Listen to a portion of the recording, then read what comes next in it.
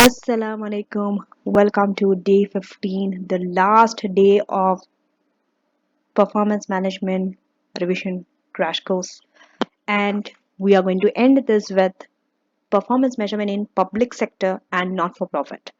All this while, from day 1 to day 14, the performance measurement were for profit sector. Now we are going to move our focus towards a different sector. But most of the performance measurement will be same, except with some addition.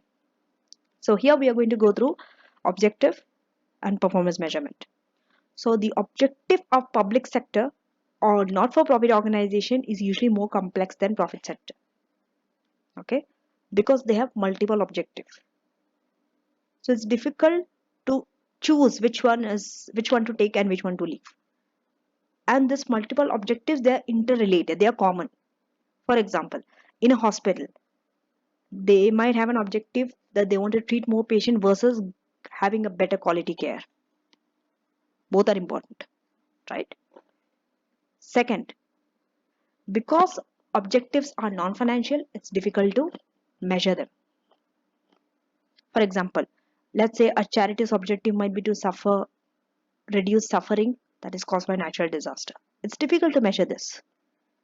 Third, there's a conflict between stakeholders. And also it's harder to resolve as the balance of power is more even. In public sector, if you see, all the stakeholders have a even power. Everyone has power over there. But in a profit sector, shareholders usually win the case because they are the one who have invested is their own money, so they win. But what about the public sector or non-for-profit organization is difficult. Then in measuring performance, it's difficult because companies have profit as their bottom line measure. What about not profit for organizations? Can they? Do they have one single measure like that? It's difficult. So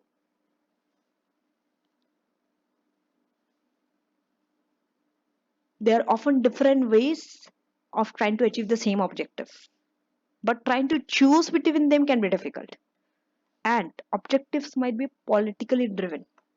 Okay, and it may change also. Whatever the objective today they have decided might change tomorrow because it could be politically driven. For example, government targets in education. Let's say they have set some percentage to increase education for female by 30% next year.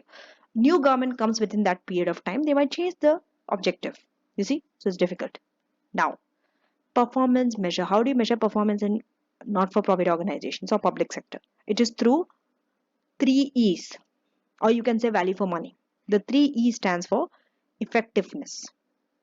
How is your service provision matching with the need of the public? Because if you need the need of the public only, your objectives are satisfied. Next, efficiency. You want to maximize the output of service with a given level of input. And the third E, economy. Source the resource input at the lowest cost. So effectiveness, efficiency, and economy. They are different from each other, but since they start with E, that's why the model is known as 3 E's. Or you can say value for money, VFM. And this model is only used for public sector. It is not in the profit sector. Profit sector, we have so many measures. Okay. Cost per unit, revenue per unit, variances, things like that.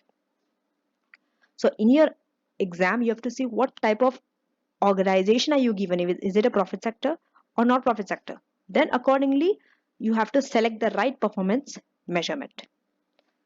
So that's it. And the questions are from section C, that is Woodside Charity, Robin Hall University, Tonford School, Metcom. Waylet. Thank you for watching. And I know that this is the shortest uh, video you will ever see on a revision. And my job is over. So I've completed the revision crash course for performance measurement. And you can watch it and you can use this revision crash course not only for September exam, not only for December exam, but till I think till the syllabus changes. And usually a good thing for performance management is syllabus does not usually change. It stays same with very only one area changing. That also is very small. So till there's a change in syllabus, you can use this video till then. Thank you for watching and make sure to practice all the questions and best of luck.